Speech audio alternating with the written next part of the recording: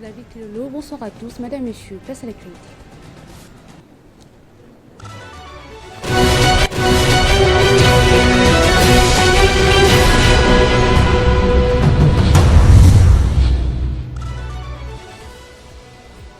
Début ce lundi sur tous les territoires nationaux de l'examen national de fin d'études primaires. Plus de 2 millions d'élèves ont passé l'épreuve de ce lundi, y compris ceux en provenance de zones occupées dans le Nord Kivu. Le port d'armes en dehors des heures de service est désormais interdit aux policiers sur l'ensemble de la capitale.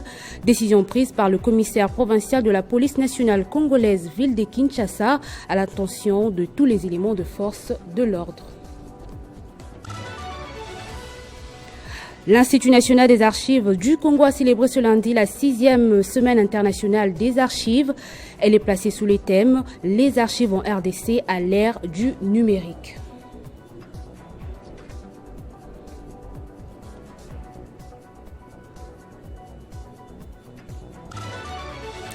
École fermée, vol interne annulé, panne d'électricité, une grève illimitée a démarré ce lundi au Nigeria à l'appel de syndicats après l'échec des négociations avec le gouvernement pour un nouveau salaire minimum dans un contexte de grave crise économique. Merci de votre attention soutenue. Restez avec nous, votre magazine Kinshasa Direct se poursuit. Retrouvez toute l'actualité en continu sur www.tele50.cd.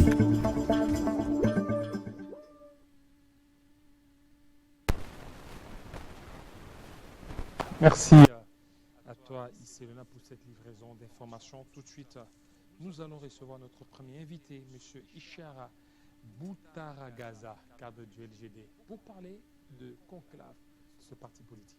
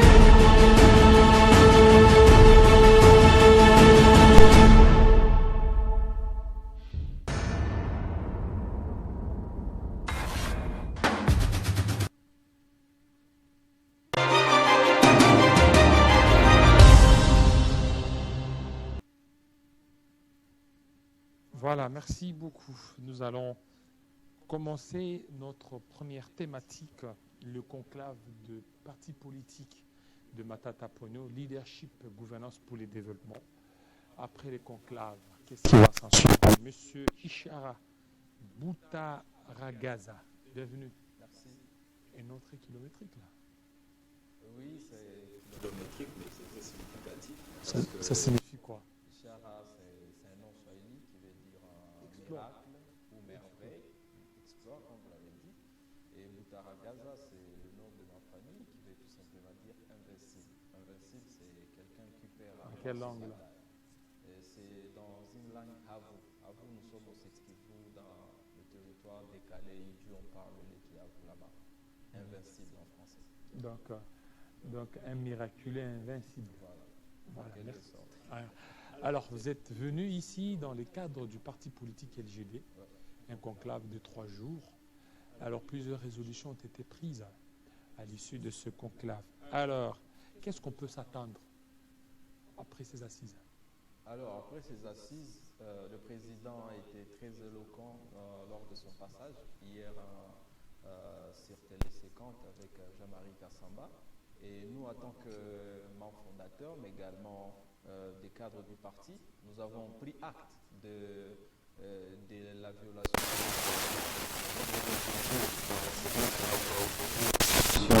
et la partie au pouvoir, et que nous avons décidé maintenant de réarmer encore de nouveau tous les militants du parti, mais également de nouvelles bases sur de nouvelles perspectives. Et de nouvelles perspectives, c'est vrai, rien ne sera plus comme avant. Rien ne sera plus comme avant.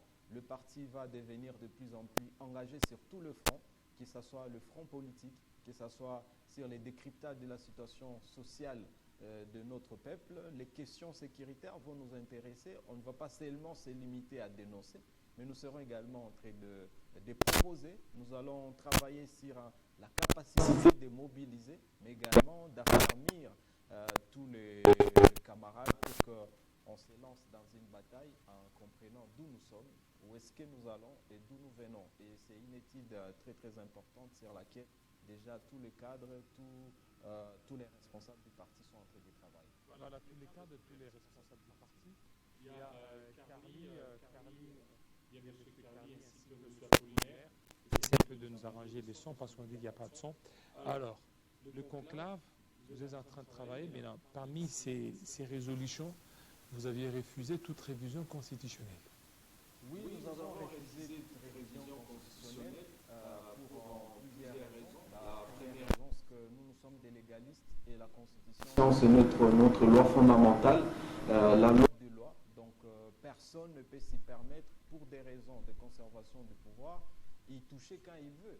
Nous avons souscrit à cette Constitution depuis le référendum en 2005 et en 2006, nous sommes passés à ce premier exercice qui nous a permis d'avoir des institutions démocratiquement élus. La même Constitution qui a permis au président actuel, Félix Tshisekedi, de prendre le pouvoir.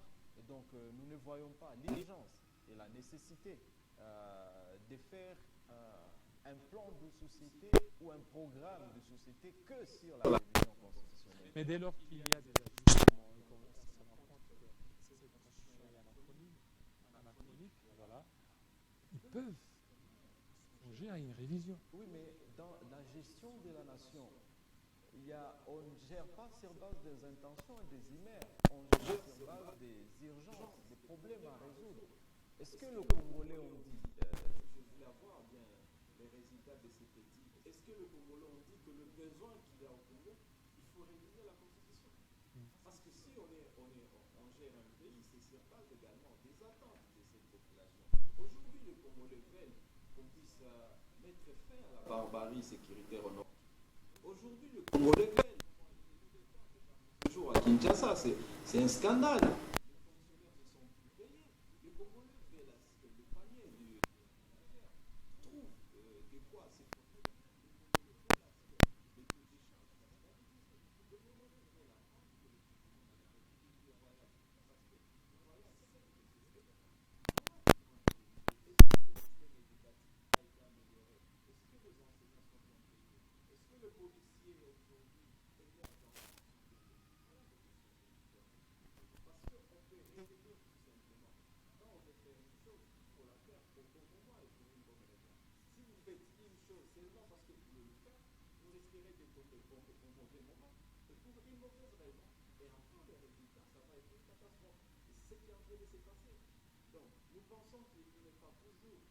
Pour un acteur, chaque fois que vous êtes presque à la fin de votre mandat, c'est un seul mandat renouvelable. Le deuxième, ça ne vous permet pas d'accéder au troisième, et que vous puissiez penser.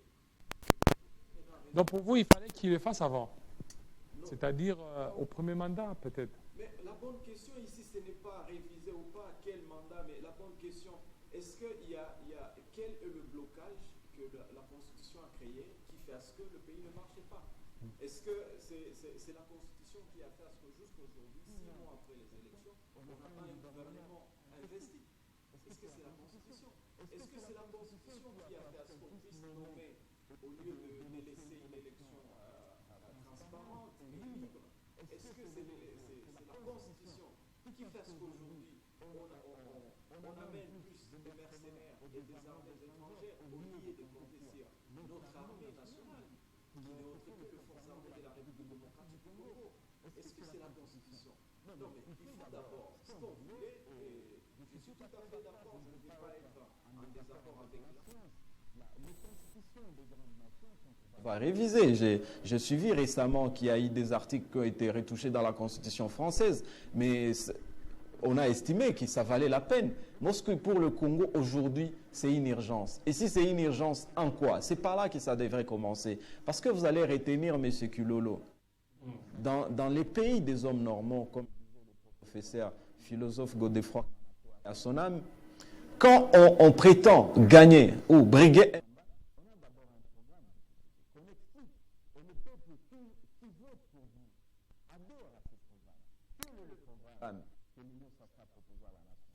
je vais vous dire, il n'y avait rien comme programme. Rien, à part le discours de bonnes intentions et le discours basé sur les injures et les calomnies. Le LGD à son temps, avec son candidat président, le sénateur Matata, qu'on a fini par partager notre programme de société avec le président Moïse Katumbi, nous avons dit aux Congolais ce que nous estimons une fois nous prenons le pouvoir.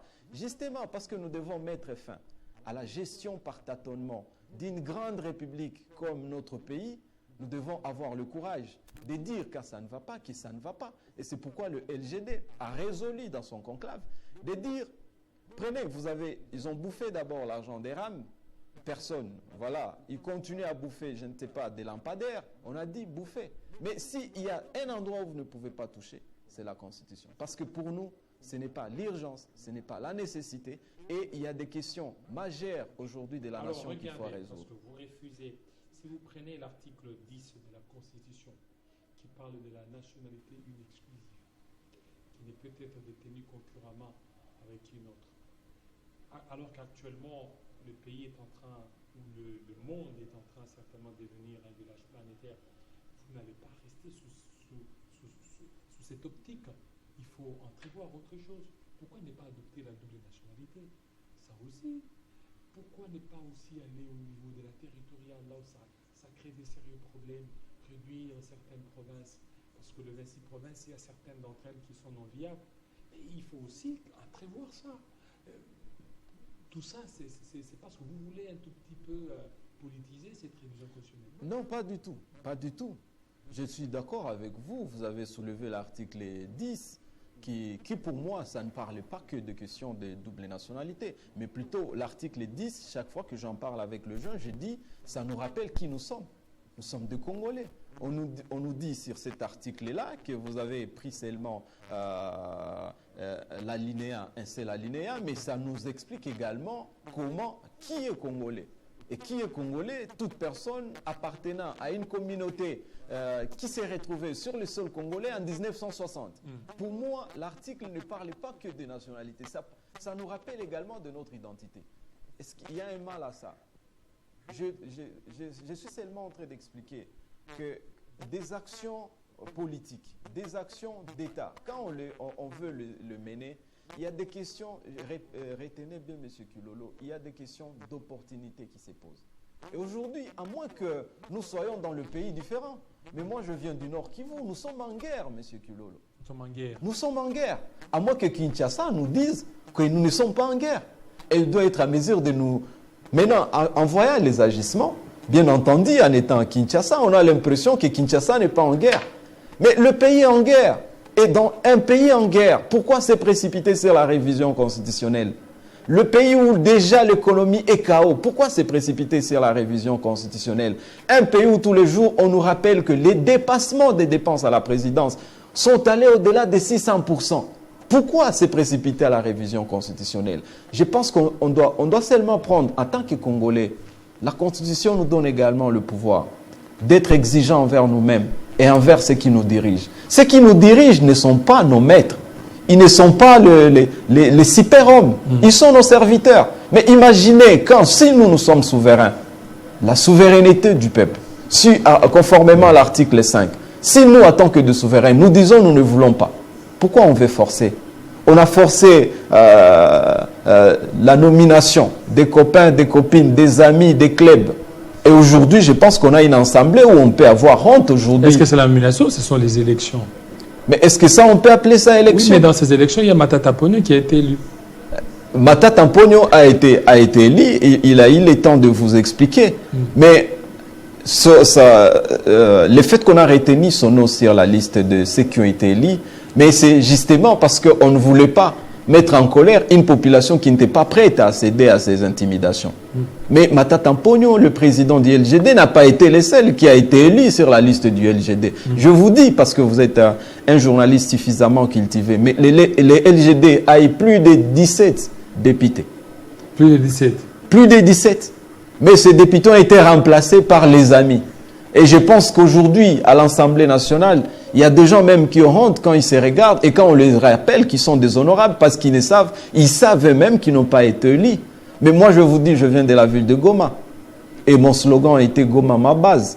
Quand vous arrivez là, on a du mal à expliquer aux jeunes pourquoi tel n'a pas été. Donc, on comprend. C'est pourquoi nous pensons que, d'ailleurs, le président en a parlé, la suppression de la CENI, parce que la CENI a montré ses limites et nous devrions justement être exigeants envers nous-mêmes, exigeants également envers ceux qui nous dirigent. Et c'est comme ça qu'on peut protéger cette souveraineté dont nous parlons, M. Kilolo. Voilà, c'est comme ça qu'on peut protéger la souveraineté, mais la République démocratique du Congo, au vu de ce qui se passe dans l'Est de la RDC, donc pour vous, il ne faut pas qu'on révise ou qu'on touche à une disposition constitutionnelle. Parce que cette constitution que nous avons aujourd'hui ne bloque en rien le gouvernement à faire ce qui lui revient de droit à faire. Mais plutôt, il y a un problème d'homme. Oui, mais regardez, il y a des tractations. C'est-à-dire qu'ils ne peuvent pas aller au-delà de toutes les tractations en ne tenant pas compte de l'esprit, de la lettre et de la Constitution. Et la Constitution est claire. Que le point qui bloque l'armée à ne pas de faire toute cette rébellion ou ces terroristes, si je me prêtais les langages du gouvernement, quelle est la loi de la Constitution qui interdit à nos FARDC ou au ministère de Défense ou au chef de l'État de ne pas déployer toute son intelligence pour libérer ces territoires? Je vais vous rappeler, peut-être parce qu'on est à 2000 km du Nord Kivu, Kinshasa, on nous a rappelé que c'est 2000 km de Goma. Mais je vous rappelle aujourd'hui que nous avons des territoires entièrement contrôlés par l'ennemi. Ça fait 2 ans, M. Kilolo. 2 ans. Est-ce que la Constitution a interdit à ce que le Congo, avec toutes les institutions qu'il y a, de déployer tout ce qu'il lui faut pour libérer ces territoires? Et le pire dans ces genres de guerres, c'est qu'on risque de déformater nos compatriotes qui sont là. On va avoir maintenant une génération dont le mental est très différent du nôtre. Quelles conséquences sur la destinée de ces pays? Moi, je pense qu'il y a des choses où on ne doit pas... Vous savez, je sais que vous avez lu le Prince de Machiavel. Vous savez qu'il y a beaucoup de stratégies de manipulation de masse. Aujourd'hui, on comprend que les questions aujourd'hui qui intéressent les peuples sont des questions fondamentales. Alors, si on n'est pas en mesure de répondre à ces questions-là, à ces problèmes, on peut faire une sorte de diversion. On vous amène sur des questions qui vont seulement vous embrayer, mais qui vont permettre aux autres de gagner le temps. Et nous avons dit non. Et nous avons été courageux de les dire. Parce que nous pensons qu'il y a des problèmes plus urgents à régler au pays. Et il faut plus s'y concentrer, mettre les intelligences sociales ensemble, savoir qu'est-ce que nous pouvons faire pour nous libérer. Qu'est-ce qu'il faut faire pour stabiliser notre économie. Qu'est-ce qu'il faut faire pour résoudre le problème des transports, M. Kilolo. Vous savez, quand on quitte Goma vers Kinshasa, on se pose la question, à quand j'aurai le billet? Je vais voyager avec... Nous avons des amis qui vont passer par Addis Abeba pour rejoindre Maniema.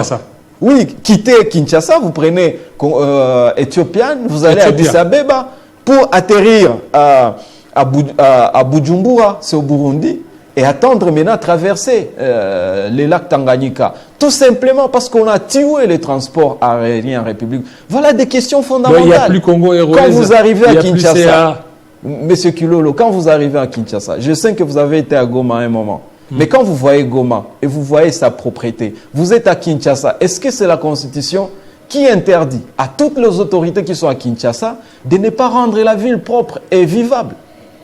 Bon, c'est la moindre des questions qu'il faut poser avant qu'on nous amène sur les juridismes qui va nous tirer sur qui va nous mettre sur les terrains qui n'est pas confortable. Non, je pense que nous devons avoir le courage, en tant que Congolais, de dire arrêtez de blaguer avec nous. Il y a des questions majeures sur lesquelles nous devons nous concentrer. Et les Congolais, ils ne sont pas les derniers des peuples où on peut chaque fois les infantiliser. Pour moi, mettre sur la table la révision constitutionnelle après un semblant d'élection dont vous avez nommé, et vous avez eu le courage de le nommer, publié par la Cour constitutionnelle. C'est la première fois depuis que je suis né que je vois que même la Cour constitutionnelle revient sur ces résultats publiés pour parler des erreurs matérielles et qu'après, les mêmes personnes qui ont été élaguées, on les retrouve encore sur la liste. Non, mais c'est grave. C'est grave. Si nous ne faisons pas attention, je pense que la génération qui viendra après nous va nous accuser d'avoir mis le pays sur des mauvaises rails. Et nous, en tant qu'LGD, nous ne sommes pas prêts à supporter cette erreur historique. Alors, au niveau de votre conclave, vous aviez pris certaines résolutions. Ouais. Est-ce qu'on peut savoir lesquelles?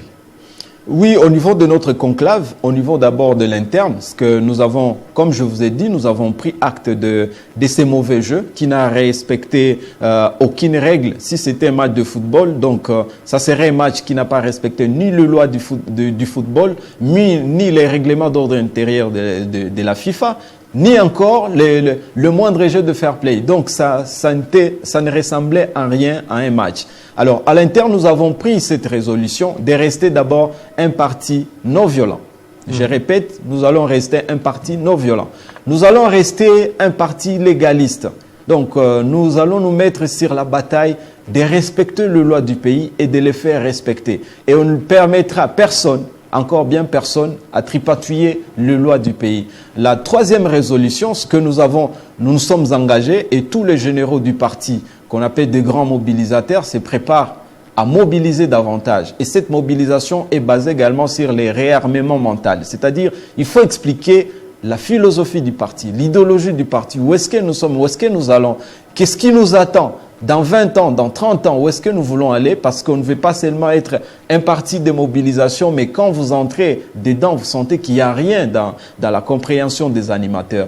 Et les fédérations, toutes les fédérations qui étaient là, et les autres qui ont suivi virtuellement, dans toutes les provinces déjà, de mettre déjà toutes les énergies à marche pour réveiller le peuple. Et c'est là, bien entendu, c'est parce que nous avons assisté à une élection chaotique.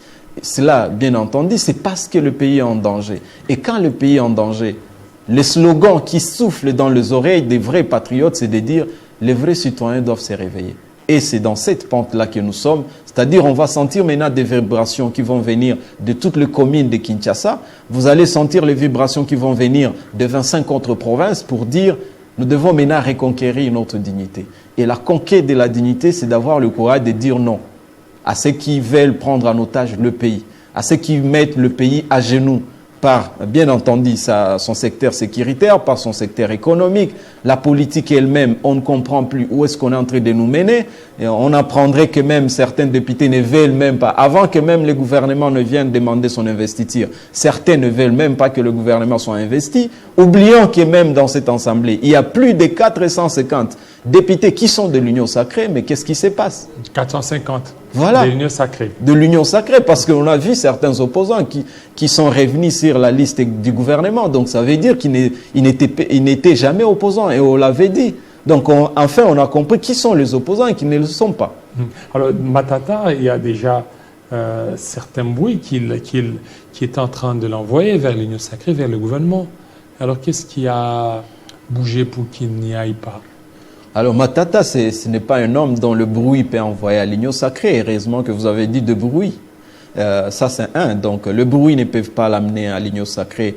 Depuis que le procès Boukangalonzo avait commencé, quand le sénateur Matata était en train de le dire que c'est un dossier politique, personne ne voulait y croire.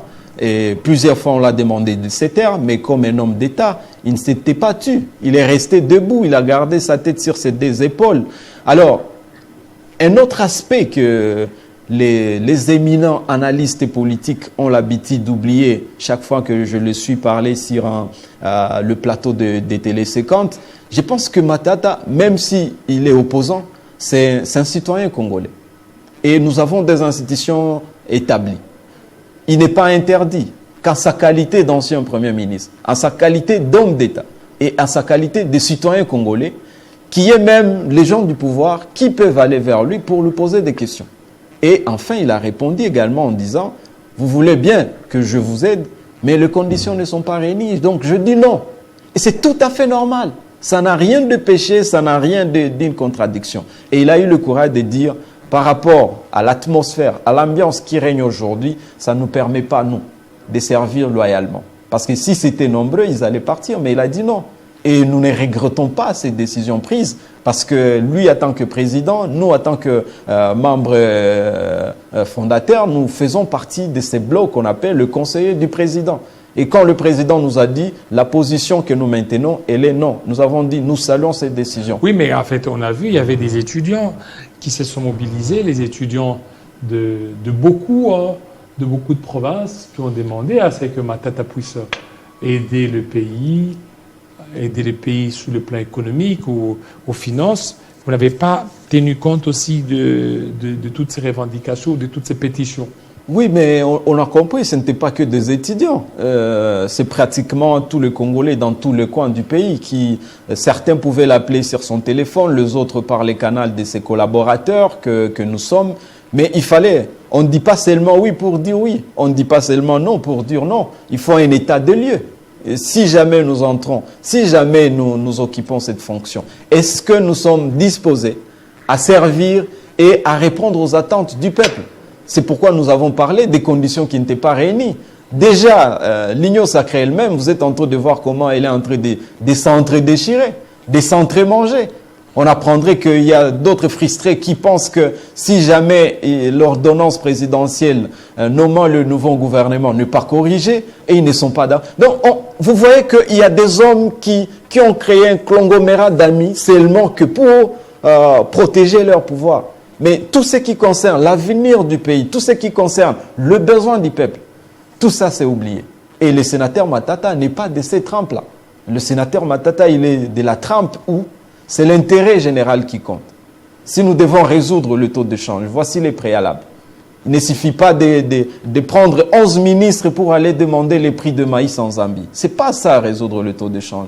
Il ne suffit pas de mettre un économiste comme ministre des Finances ou de l'économie. Non, il y a des préalables. Et la science est très correcte sur ces points. Et le sénateur dit voilà comment on peut y arriver. Mais quand on les traite de tout le monde, je pense que nous assumons toutes les décisions que nous prenons. Nous aimons ce Congo, nous allons continuer à nous battre pour ce Congo, mais on va le réélever dans les meilleures conditions. Vous n'avez pas peur que les dossiers soient encore ressuscités, les dossiers Bukangalozo? Advienne ce qui pourra. Nous n'avons jamais eu peur.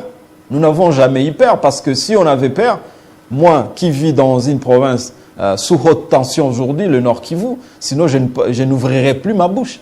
Mais je parle chaque fois que la nécessité l'oblige. Le sénateur Matata lui-même, qui a été sollicité plusieurs fois, même on l'a proposé de changer de nationalité pour qu'il soit protégé. Mais il a dit non. Il reste congolais et il va rester au pays. Mais si c'était beaucoup de l'Union, vous allez voir, quand l'LGD va prendre le pouvoir, même avant qu'on puisse présenter notre programme, je sais qu'il va y avoir beaucoup d'acteurs politiques de l'Union sacrée qui vont quitter le pays, par peur déjà de nombre de détournements autour d'eux. Mais le sénateur Matata, conscient, en accord avec lui-même, il a dit « Je ne me reconnais pas dans le dossier Bukangalozo. Je vais rester au pays et je vais me battre loyalement. » Mais vous avez vu vous-même combien de contradictions qui ont suivi ce dossier. Voilà pourquoi il est là. Donc, lui-même n'a pas peur. Moi, en face de vous, je n'ai jamais eu peur. Les camarades du LGD sont déterminés à porter une pierre à l'édifice pour que nous puissions sauver notre pays. Alors maintenant, vous faites comment pour rentrer au niveau du Nord Kivu avec toutes ces tensions sécuritaires? La tension sécuritaire qui règne au Nord Kivu, parfois j'ai tendance à dire qu'elle est voulue par Kinshasa. Elle est voulue par Kinshasa parce que les analyses qui sont faites par nous-mêmes en tant que chercheurs en gouvernance sécuritaire et en peace building, nous comprenons que, en tout cas, la plus grande responsabilité de ce qui se passe au Nord Kivu en général, la responsabilité est à Kinshasa. Si vous voulez, je peux vous faire quelques indicateurs. Nous sommes dans la ville de Goma, par exemple. Monsieur Kilolo, vous savez que la ville de Goma et la ville de Gisenyi, ce sont les deux villes qui ont une frontière plus fréquentée en Afrique. La deuxième frontière la plus fréquentée au monde après la frontière des États-Unis et le Mexique. Mais la bonne question, si tous les jours nous pensons que c'est le Rwanda qui nous menace, mais quel est le dispositif sécuritaire que nous mettons sur ces mouvements populaires? Vous savez ce que ça implique, le mouvement populaire. Mais par contre, quand vous arrivez à la petite barrière, vous allez voir que beaucoup des services qui sont là, ils n'ont même pas besoin de voir les cartes. Juste quand vous les avez salués comme ça, c'est fini. Mais vous insécurisez la ville. Par ricochet, vous insécurisez la province. Quel est le dispositif sécuritaire? Nous avons une population dans la ville de Goma qui est déjà à plus de 2 millions d'habitants. La bonne question, vous savez, en matière de sécurité des grandes agglomérations, des questions qui sont posées, c'est de savoir si cette agglomération a des policiers. Mais un policier peut sécuriser combien? C'est comme ça le bonnes études. Alors, nous avons la ville de Goma qui n'a que, en tout cas, je n'ai pas encore trouvé quelqu'un à me contredire, je l'ai dit à Goma, je continue à le dire, moins de 500 policiers. Moins de 500. Moins de 500 policiers. Et puis, dans les 500 policiers, vous réduisez d'abord tous les policiers affectés dans la circulation routière. Vous réduisez les officiers. Vous réduisez tous ces policiers qui sont affectés chez les autorités, chez les entreprises. Enfin, vous risquerez de rester avec par exemple, 100 ou 50 policiers. 18 quartiers dans la ville de Goma. Vous vous imaginez. Alors, quand vous voyez même ces policiers, de quelle manière ils sont dotés de la logistique? Vous allez voir, ils n'ont pas de véhicule. Je l'ai dit, le ministre de l'Intérieur, s'il est en train de me suivre, il doit faire les diagnostics. Ces policiers n'ont pas de véhicule. Ils marchent à pied dans les quartiers. Et la plupart de ces policiers ne sont pas payés. Ils n'ont pas de numéro matricule. Mais posez-vous la question. Comment vous pouvez remettre une arme à quelqu'un qui ne bénéficie d'aucun salaire? Qu'est-ce que vous voulez de cette personne? Donc, là, ce sont des évidences. Quand vous allez de l'autre côté, du point de vue organisation, de la structure sécuritaire du Nord Kivu, M. Kilolo, ça peut vous étonner. Est-ce que vous savez qu'aujourd'hui, pratiquement le Nord Kivu et la ville de Goma, on est géré par des intérimaires? Je répète bien, on est géré par les intérimaires. Les intérimaires, effectivement. Le gouverneur, c'est un intérimaire. Et vous savez qu'en administration, un intérimaire a des limites. Des limites, effectivement. Le maire de la ville, c'est un intérimaire. Le commandant de la police, commandant ville, c'est un intérimaire. Les deux bourgmestres de communes sont des intermédiaires, sont des intérimaires parce que le président de la République avait déjà signé une ordonnance mettant en place des nouveaux bourgmestres civils. Mais parce qu'on est maintenu encore dans l'état des sièges, c'est-à-dire nous avons des bourgmestres policiers qui restent intérimaires, mais il y a les autres qui doivent les remplacer sur ordonnance. Enfin, quand vous avez une équipe de gestion de l'appareil sécuritaire qui sont des intérimaires, ils sont limités même dans la prise de décision. Vous comprenez tout ça? Alors, quand vous insérez toutes les entrées et le mouvement qu'il y a, vous posez la question, qui sécurise Goma? Et qui insécurise Goma? Celui qui insécurise Goma, bien c'est Kinshasa. Parce que vous pouvez vous imaginer dans l'état des sièges. Déjà, nous avons un état des sièges qui va durer plus de 2 ans. État des sièges, posez-vous la question, à quel niveau on a équipé cette police pour qu'elle soit professionnelle? À quel niveau on a été à mesure de déhausser les salaires de ces policiers pour qu'ils deviennent professionnels et non tracasser les gens? Maintenant, nous avons une ville, enfin vous avez le mercenaire de ce côté-là, vous avez l'EAC, vous avez les casques bleus de la MONUSCO, vous avez enfin les résistants qui sont constitués également dans différents groupes. Donc vous avez enfin tout est réuni pour que la ville soit insécurisée. Et à côté de ça, nous avons les camps des déplacés aux environs de Goma et d'autres sont dans la ville. Bon, mais dans ces camps, PAM a déclaré qu'ils ne sont plus à mesure de prendre en charge ces gens. Le programme alimentaire mondial. Le programme alimentaire mondial, parce que nous avons déjà plus de 1 500 000 déplacés aux environs de Goma. Mais si ces gens sont là, maintenant ils vont chercher à survivre.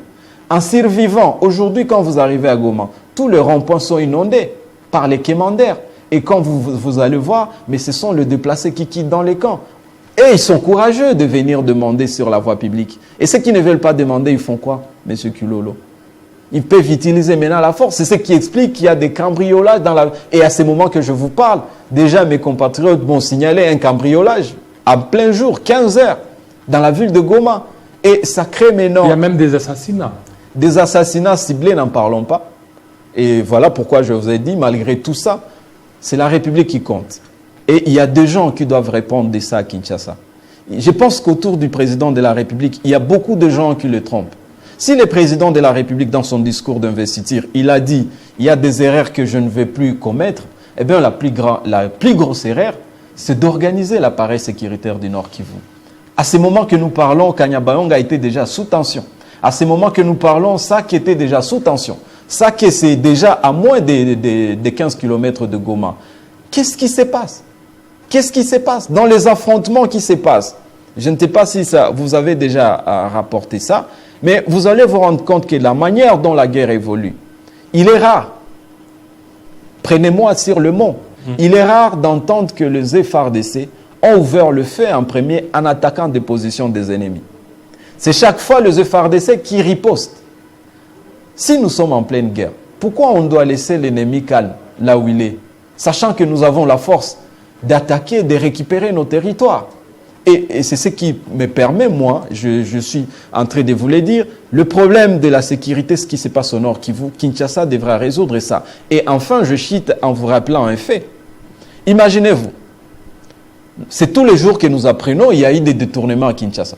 Je pense que je suis passé encore devant le ministère des Finances aujourd'hui, il y a encore des travailleurs qui sont là en train de marcher.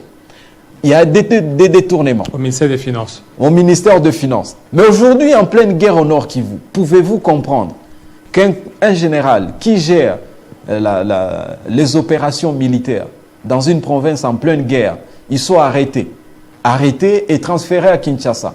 On l'accuse de quoi? On l'accuse d'avoir détourné 16 000 $. Je répète bien 16 000 $. Je note que nous, LGD, nous combattons la corruption, les détournements. Mais ce qu'on ne peut pas quand même comprendre, dans une zone opérationnelle, un général, vous l'accusez parce qu'il bénéficie encore d'une présomption d'innocence. Et vous le retirez de la zone opérationnelle, vous l'amenez à Kinshasa. Vous les ridiculisez devant le média. Quel est le signal que vous donnez aux autres? Est-ce que c'est le signal de dire vous ne détournez pas ou vous les démoralisez? Non, c'est juste question de punir les coupables. Voilà, si c'est de punir, la bonne punition n'allait pas commencer par là. Si c'est de punir, je vais maintenant vous dire, le général qui a été ridiculisé comme ça, quand vous posez la question aux résistants, qui, la plupart des fois, ils ouvrent le feu en premier. Quand ils ne veulent pas le désordre de l'ennemi, ils ouvrent et ils contre-attaquent. On a remarqué qu'il est le seul général, depuis que les affrontements ont commencé, qui avait pris le courage de soutenir les efforts des résistants. Et quand vous posez la question aux résistants, ils vous disent, c'est seulement à lui qu'on faisait confiance. Alors, qu'est-ce qui serait caché derrière tout ça? Donc, il faut vraiment qu'on arrive à revoir la structure sécuritaire du Nord Kivu. Si on veut en finir, la guerre, ce n'est pas que l'argent. Chaque fois que j'entends les chefs de l'État parler de cette guerre, oui, chaque fois que j'entends les chefs de l'État parler de cette guerre, il ne finit jamais ses propos sans parler des millions de dollars. Mais c'est ridicule si on peut réduire la guerre comme ce qui se passe au Nord Kivu seulement sur des questions de moyens. Non, il faut des stratégies très efficaces. Il faut des hommes loyaux. Si ces hommes sont disponibles, si ces hommes qui ont juré mourir pour la patrie sont disponibles, si vous retirez ces nombre d'armées que vous avez envoyés, récupérés de la SADC, récupérés de l'EAC qui nous a montré sa vraie figure, quand nous le disions dans les temps, que c'était un cheval de Troie, l'EAC, c'est tout le monde qui s'est moqué. Mais aujourd'hui, on a compris c'est quoi leur position. Si vous retirez tous ces gens et vous demandez aux FARDC, récupérez la terre de vos ancêtres. Mamadou Ndala l'a prouvé. Le général Baouma l'avait prouvé. Qu'on n'était pas seulement une petite armée en miniature, mais nous étions une grande armée. Il suffit seulement qu'il y ait cette confiance-là entre les acteurs politiques qui font la politique sécuritaire, des généraux qui sont sur la ligne de front et le peuple. Et le peuple, aujourd'hui, il était déterminé à soutenir son armée. Mais avec tout ce qui se passe dans la région, on commence à voir un peuple qui commence à se dire on ne comprend plus ce qui se passe. Et c'est très dangereux si on peut arriver à ce niveau-là. Voilà, merci beaucoup. Je vous garde. On va juste changer de thématique. C'est tout de suite.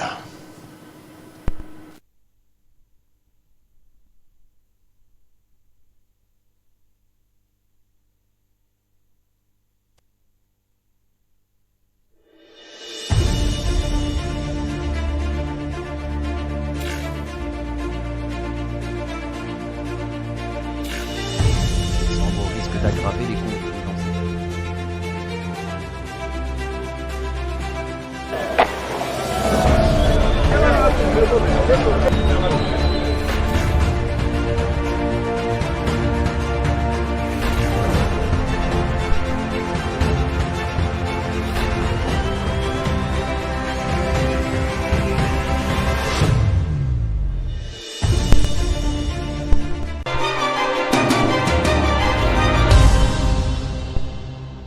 Voilà, nous allons terminer avec Ishara Boutaragaza, cadre de LGD.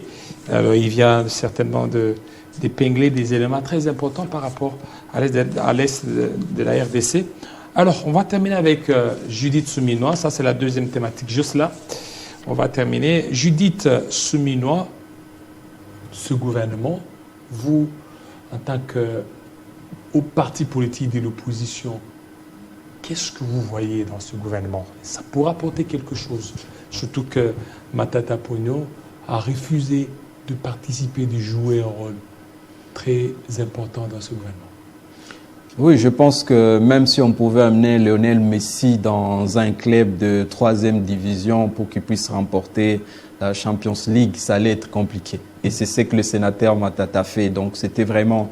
Vous voyez quand vous faites... Matata a refusé, catégoriquement. A refusé parce que il pouvait être le meilleur joueur, mais avec quelle équipe? Parce que quand l'équipe réussit, c'est l'équipe, c'est pas un individu. Et c'est une combinaison, chacun à son poste, de pouvoir faire son travail. Parce que Matata, lui, il a été nommé 10 jours après, on a eu le gouvernement. Oui, parce que c'est un homme d'État. Avec lui, il a été nommé, on n'a pas eu un gouvernement éléphantisque comme celui-ci. Monsieur Kilolo, je vais vous dire par rapport les facteurs de développement d'un pays. C'est quand un peuple sait compter le nombre de jours. Retenez ça. Mais quand vous avez un peuple, comme le disait le professeur, paix à son âme, le philosophe Godefroy Kamana, quand vous perdez déjà la bataille du temps, ne rêvez pas le développement. Retenez. Nous avons eu d'abord une union sacrée qui s'est constituée depuis le départ en mettant en place un présidium des 5 tout-puissants hommes. Ils ont eu à faire tout ce qu'ils ont eu à faire. Et après l'élection, je pense 48 heures après, ils savaient tous qu'ils ont la majorité parlementaire. Ce qui veut dire que le rôle de l'informateur n'avait plus de sens. Parce qu'ils connaissaient déjà qu'ils ont la majorité. Le même jour, même eux pouvaient avoir la chance, après l'élection, même après l'élection d'à 4-5 jours, on pouvait avoir un gouvernement. Et surtout, n'oubliez pas l'urgence. Nous sommes un pays en guerre. Mais ils ont mis en place un informateur. Un informateur à qui on a donné 1 mois. Après 1 mois, il a encore sollicité un autre mois. Ça fait 2 mois. 2 mois, ça fait 60 jours. Mais c'est blaguer avec le peuple. Vous savez que la sortie de ces gouvernements, moi, ce que j'ai retenu, si nous étions très courageux, nous devrions demander à l'Union sacrée de cesser de blaguer avec le peuple. Pour moi, blaguer avec le peuple, imaginez, M. Kilolo, vous êtes mon père et que vous me donnez rendez-vous à Télé 50 de venir à 15 h. Et moi, je vous dis, merci père, je serai là. Mais imaginez si j'arrivais à 22 h. Vous allez me dire que je vous respecte. Parce que le premier respect, c'est quand vous avez le temps de donner à la personne à qui vous respectez de votre temps. Avec Matata, 10 jours, il avait déjà le gouvernement. Avec la même constitution. Avec la même constitution. Sans réviser. Sans réviser. Nous sommes arrivés, il est arrivé quand il était ministre des Finances et Premier ministre, à payer les dettes qui étaient à plus de 10 milliards de dollars. Avec la même constitution, sans réviser.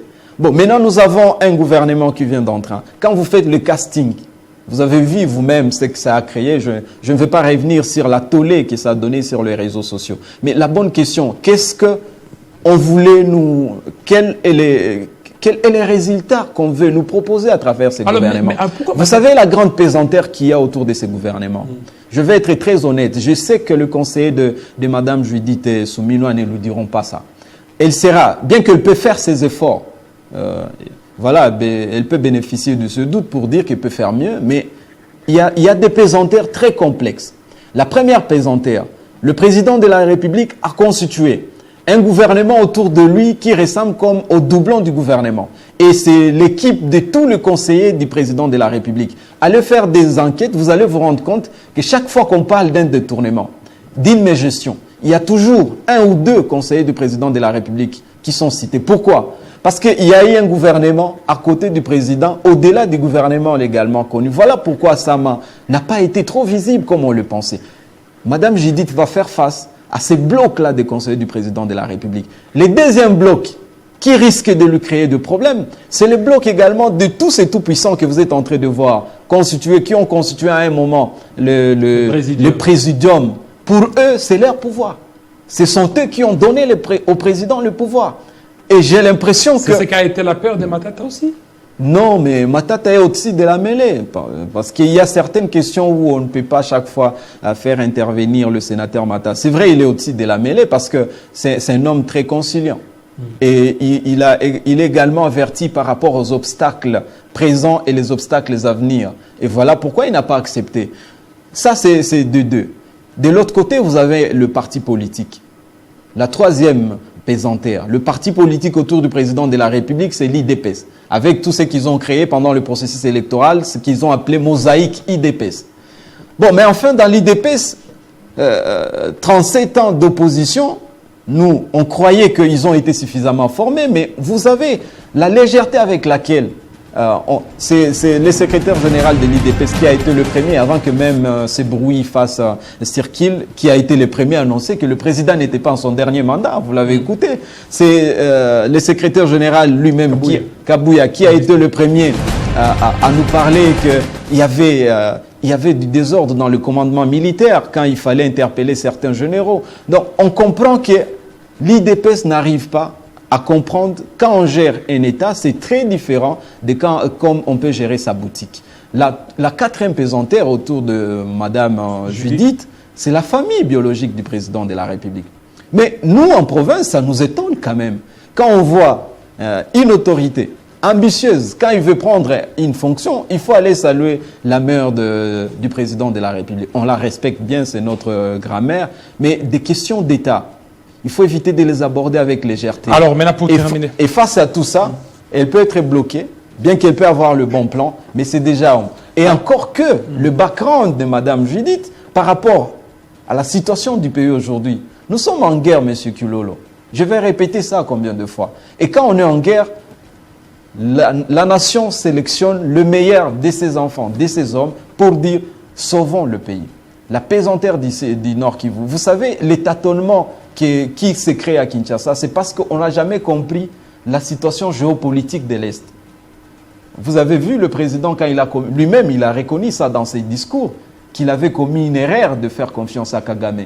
Mais quel président de la République démocratique du Congo, connaissant bien le jeu des pays des Grands Lacs, peut se permettre de faire cette confiance à ce niveau-là? Donc il faut avoir quelqu'un qui maîtrise la politique régionale et savoir par où il faut appuyer pour sauver le pays de ces marasmes. Voilà, merci. Pour terminer, la toute dernière question. Et pourquoi Matata Ponyo a voulu qu'on supprime la CENI? Oui, parce que cette CENI a perdu toute sa substance d'être une CENI. Vous savez, dans d'autres pays, il y a deux modes pour accéder, pour former une commission électorale. Le premier mode, soit c'est le ministère de l'Intérieur, avec ses activités régulières, qui gère la commission électorale avec ses recensements réguliers. Le deuxième mode, dans d'autres pays, c'est soit une organisation totalement indépendante. OK ? À l'occurrence, si on prend les cas, par exemple, de la RDC, ça peut être des organisations comme Cinco. Je ne dis pas que c'est elle, mais je dis par exemple. Alors, mais chez nous, d'abord, nous avions violé contre ces deux règles-là. Nous avons pris une CENI elle-même politisée. C'est-à-dire, vous avez un quota de la majorité au pouvoir, vous avez un quota de l'opposition au pouvoir, et vous avez la société civile. Malheureusement, dans cette CENI qui a organisé ces élections, c'est la même majorité au pouvoir qui est restée majoritaire, parce que quand on a demandé qu'on puisse réviser les animateurs, qu'on puisse restructurer les animateurs, on nous a traités de tous les mots, parce que les animateurs de l'opposition, cette opposition qu'on a fait entrer dans la CENI, n'était plus dans l'opposition. Et c'est cette CENI-là qui vient de nous faire gaspiller plus d'1 milliard de dollars. Vous savez, c'est combien de kilomètres de route? C'est combien d'écoles? Plus d'1 milliard de dollars pour nous organiser ces fameuses élections. Donc, on aimerait bien que cette CENI soit supprimée, qu'on réfléchisse autrement, comment on peut prendre notre destin. Merci beaucoup, M. Ishara. surtout de votre passage, Monsieur Ishara Johnson. Ishara Johnson, Voilà, Boutara effectivement, Gaza. cadre de LGD. Exact. Voilà, merci à vous fidèles téléspectateurs. Vous avez été nombreux à nous suivre. Restez branchés sur Télé 50. Tout à l'heure, dans quelques instants, vous aurez la grande édition des Grâce à Lambeau. Restez branchés sur Télé 50. À très bientôt.